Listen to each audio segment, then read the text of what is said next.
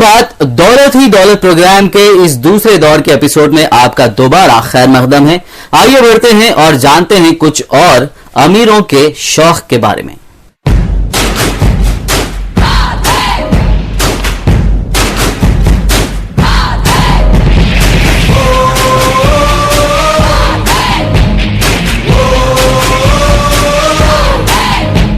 पैसा हो तो क्या कुछ नहीं किया जा सकता। जहां गरीब आज एक मोटरसाइकिल खरीदने के लिए पैसे जमा करता है या फिर लोन लेकर अपना शौक पूरा करता है, वहीं ये अरबपति लोग सिर्फ खराब ट्रैफिक और खराब रास्ते से निपटने के लिए प्लेन्स खरीद लेते हैं।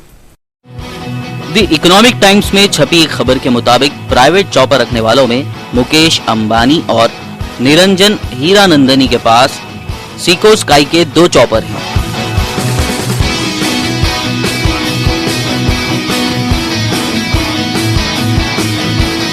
एसआर के रुया ब्रदर्स के पास वेल इंडिया के 2 चॉपर,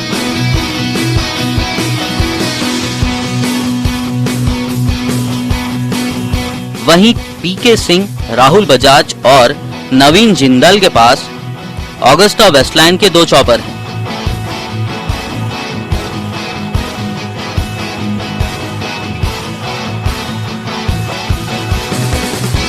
वेदांता ग्रुप के चेयरमैन अनिल अग्रवाल के पास यूरोकॉप्टर का एक चॉपर है।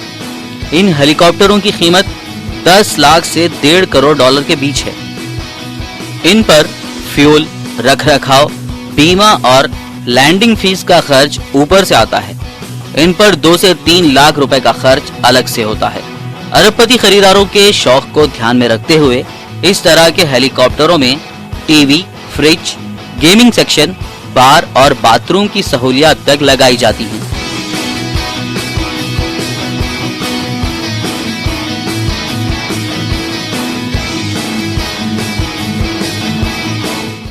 आम लोग जहां बाइक और गाड़ी को फ्री में ही पार्क कर दिया करते हैं, वहीं ये अरबपति लोग अपने प्लेन्स को पार्क करने के लिए महीना तकरीबन 2 से 3 लाख रुपए खर्च करते हैं।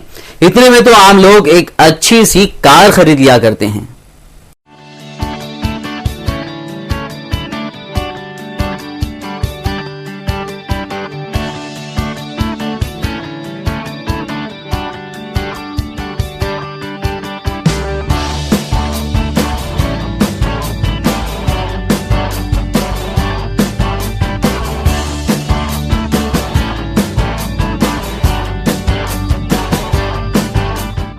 आप तो जान ही गए हैं कि हमारे अरबपतियों को प्लेन्स का शौक तो है ही, साथ ही उन्हें तेज रफ्तार से तैरने वाले जहाजों और कश्तियों का भी शौक है।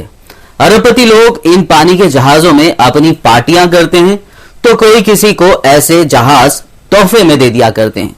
आइए देखते हैं।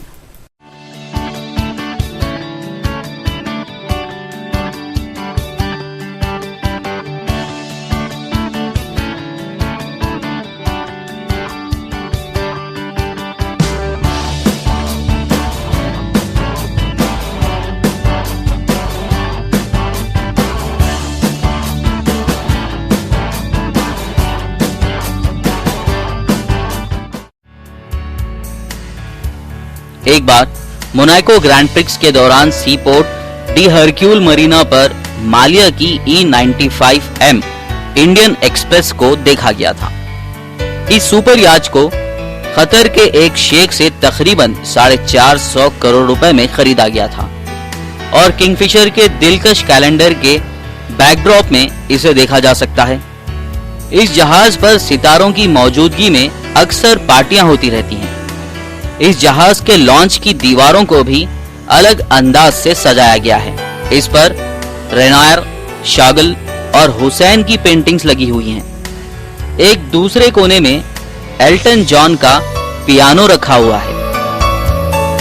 हालांकि 2011 में इस जहाज को बेच दिया गया था और अब एक मुआहदे के तहत विजय माल्या साल में एक बार यूरोप में इस्तेमाल के लिए इस जहाज को 30 दिनों के लिए अपने पास रखते हैं।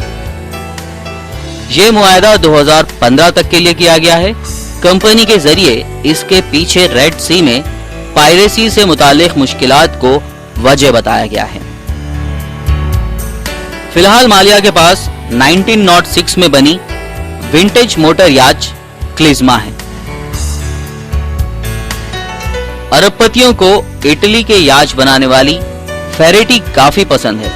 HDIL के मैनेजिंग डायरेक्टर सनी दीवान के पास 90 फुट का फेरेटी 881 है, जिसकी कीमत 52 करोड़ 70 लाख रुपए है।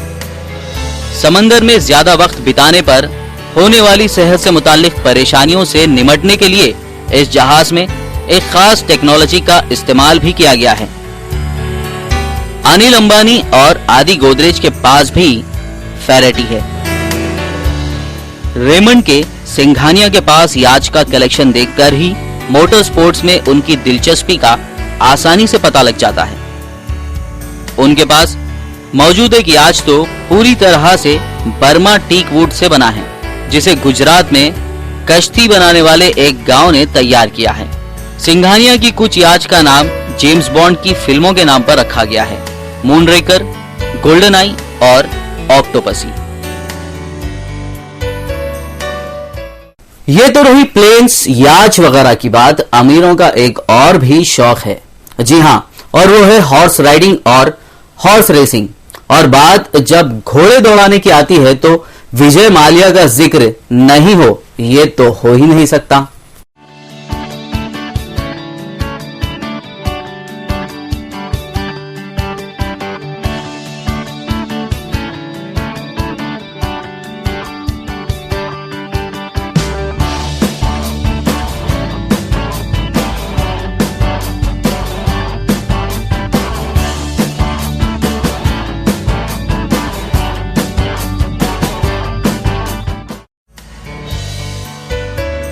हॉर्स राइडिंग और महंगी चीजें लग्जरी की चाहत रखने वालों के लिए बेहद आम हैं, और इसमें माल्या कहां पीछे रहने वाले हैं। माल्या जब महज 21 साल के थे तभी उन्होंने रेसिंग के लिए एक घोड़ा खरीदा था।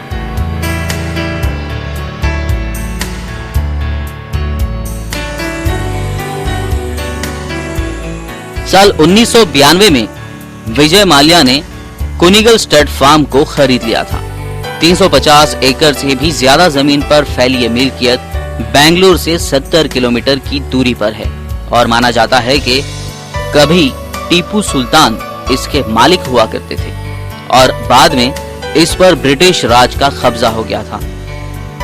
इस फार्म में हर साल तकरीबन 70 घोड़े पैदा किए जाते हैं, जिन पर विजय माल्या का हक होता है।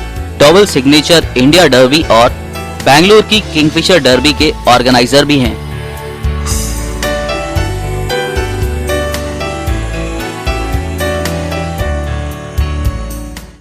जिसके पास जितने पैसे उसका वैसा शौक, और पैसे होने के बाद उसका इस्तेमाल अपना शौक पूरा करने के लिए नहीं किया तो फिर क्या किया। इंसान पैसे कमाता है अपनी जिंदगी को बेहतर बनाने और अपने हर शौक को पूरा करने के लिए। आप भी खूब पैसे कमाइए और अपने हर शौक को पूरा कीजिए।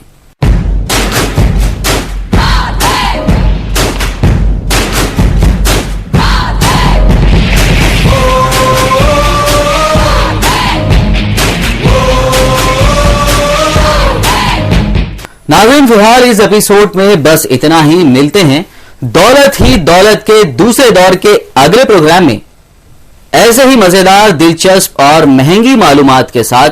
तब तक के लिए आप कुछ भी करिए पर उर्दू टीवी देखना मत भूलिए। अल्लाह हाफिज।